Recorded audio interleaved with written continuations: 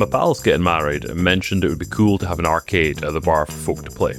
So the plan is to convert an IKEA Billy Bookcase into an arcade. For cheap, using minimal tools, materials, and admittedly skills. I'm building the bookcase to visualize what I've got in mind.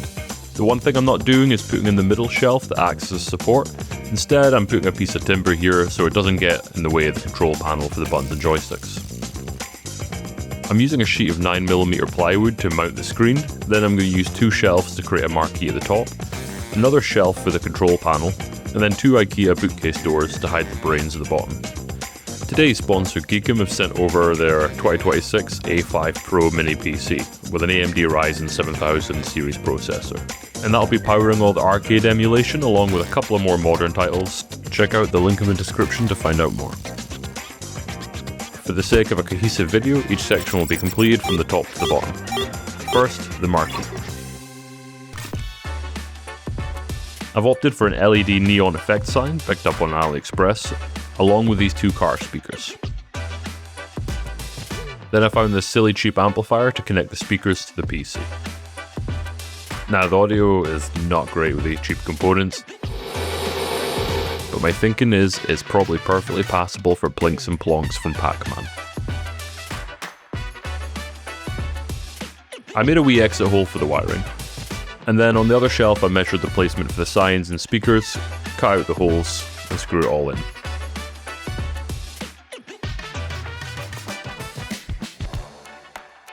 I snipped the arcade signs wire so I could thread it through a hole in the front.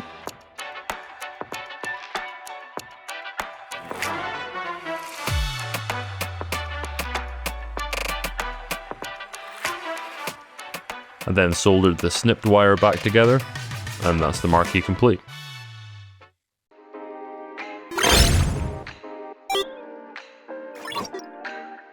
I opted for an LCD panel rather than a monitor just to keep the depth as low as possible. I found one on eBay for 30 quid that came in at only 10.5mm. It's a 27-inch HD LCD panel.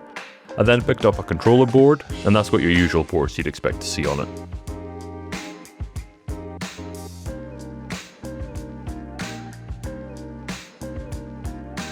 I had another piece of timber at the back, cut the ply to size, and made a hole for the display.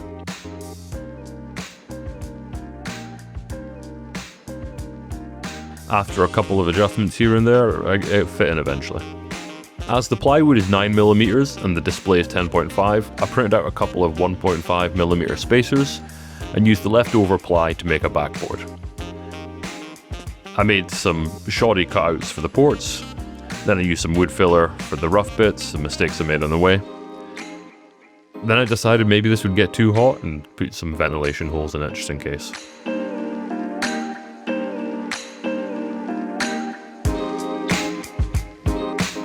Once dried, I slotted it in and screwed it into the new support.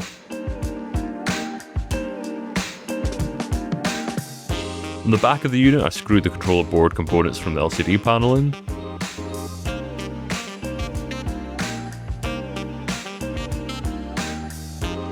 I used some strips of vinyl wrap just to cover the metal borders of the display.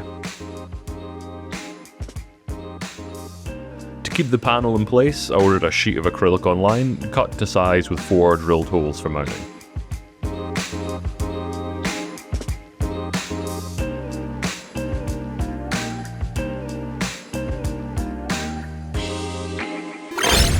Next, onto the control panel. I picked up these 2 sets of buttons in blue and yellow to match the arcade sign. They're not the best quality out there, but for the build they're cost effective, and as a bonus they light up. For the button layout, I found Slag Coin, which is an amazing resource that has template diagrams. I opted for this one here, the standard Japanese layout. And then once I saw how much measuring was involved, I decided to hack it in Autodesk Fusion and made a 3D model template. After a few designs, I actually ended up moving the joystick and buttons a little bit further away from each other. I'm not sure if this is sacrilegious, I just thought it was a little cramped when testing it out. Later I ended up making a version with tiny holes as it made more sense for accuracy.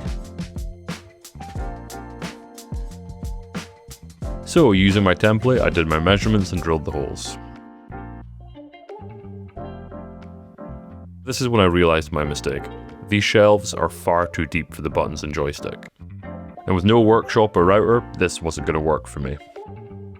I apologize to any woodworkers watching, this probably hurts. So I got some more spare plywood and made a new control panel.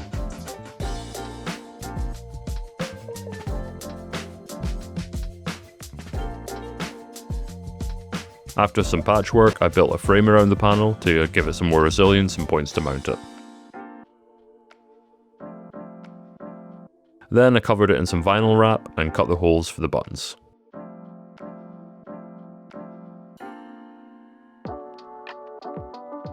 Now it's time to put in the buttons and wire it all up. The buttons come in 3 components: the LED bulb fits into the housing, and then the switch slots in place.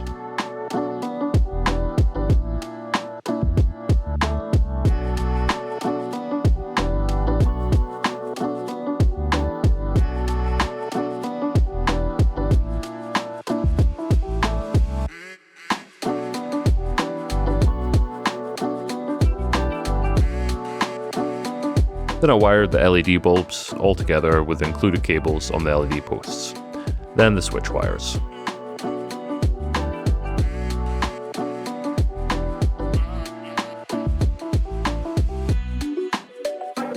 Repeat this on both sides and then screwed in the controller board that plugs in via USB to the PC.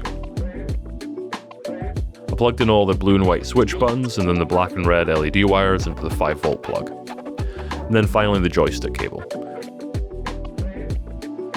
Plugged in the joystick, gave it all a quick test to check all was good, and then I finally screwed it all in.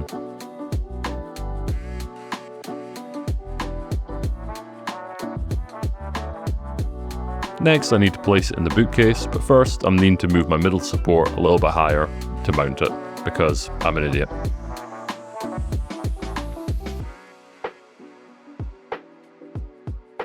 Once it was level and at the right height, I screwed it into the back supports and the sides of the cabinet.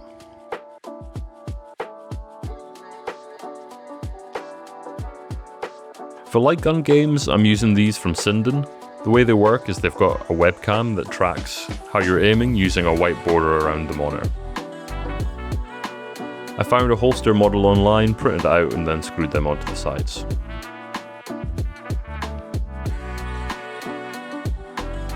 I was going to drill some holes for the wires, but there was actually like a wee gap between the panel and the doors that worked pretty well. I designed and printed some instructions so anyone can jump in without having to know what is what. And with that, the control panel is complete.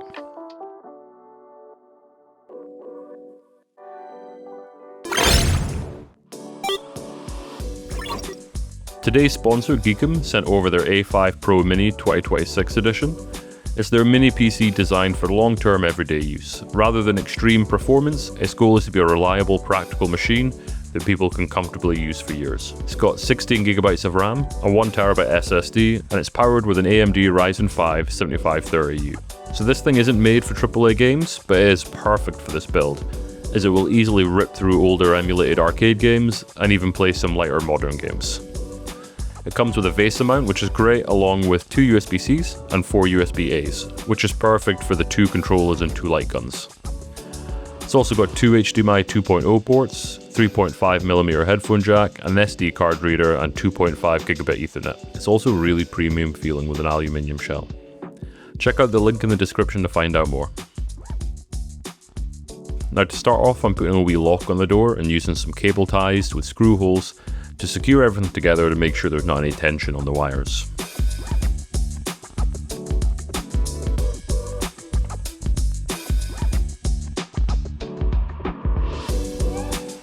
As we near the end, I got a little impatient and lazy, and I thought, I can freehand drill and vent holes and make them look good.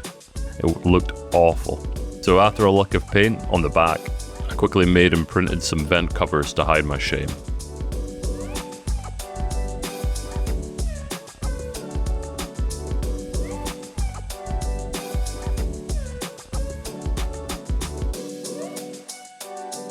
After doing some mounting with the cable ties and double-sided tape, this is the final result. It looks a bit messy, but everything's where it needs to be. For the software, I'm using Launchbox as the interface. Launchbox scrapes all your games for metadata, organizes them nicely, and if you pay for the license, gives you access to the Big Box app, which is basically the full screen controller-enabled interface, a bit like Steam Big Picture. The games run for an emulator called MAME, so I'm downloading a MAME arcade set, which is a collection of thousands of the old school arcade games. Launchbox, once pointed at the MAME set, will install MAME and configure everything correctly for you. Since these sets are thousands of games and hence thousands of pictures and logos, it takes quite a while to download all the artwork. It took me 2 hours. I downloaded a few different apps that will be running in the background. First is 3RVX, and this is for a custom on-screen volume display with a cool retro UI. I also installed Hide Volume OSD to hide the Windows UI. And then SINDEN Lightguns software for the Lightguns. And finally, MicroX is for mapping the arcade buttons to the PC. For example, when I hold the coin button and move the joystick up and down, that now controls the volume. And when I press the player 1 and player 2 button at the same time, that hits escape on the keyboard, which is a pretty universally accepted command in emulators to get out of the emulator. I did have to swap the wiring of the player 2 button to plug it into player 1's controller board, however, to get this working. Next was adding a controller ini file so player 1 and 2 don't swap after a reboot, and then editing MAME's mame.ini file to point to that, and also to enable the Lightguns.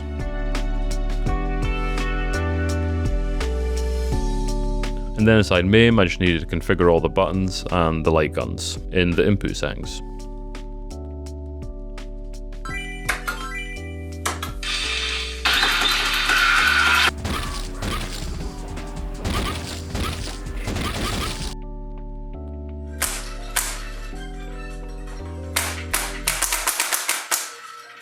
At this point we can finally play some games, but we're not quite done yet.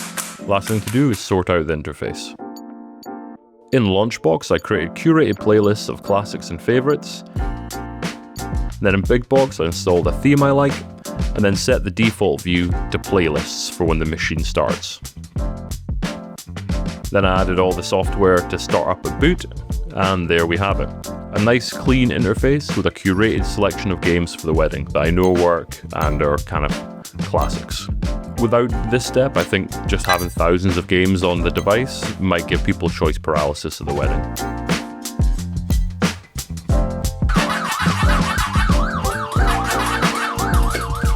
So as we're using the GEEKOM A5 Pro Mini, we can also push it a little further than, a Raspberry Pi arcade, and we can play some more modern titles on it.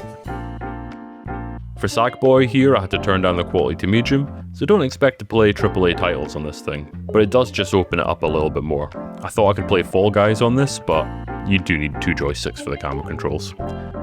So it's good for maybe those games like Cuphead or Meat Boy where you don't need 2 analog sticks. I also added some console classics in there too, with RetroArch as the emulator for them. This was quite a big job. I'm really happy with how it turned out. How I'm getting it out the flat and to the wedding though, I have no idea, but that's a problem for another day. If you liked this video, subscribe to the channel and check out my other projects.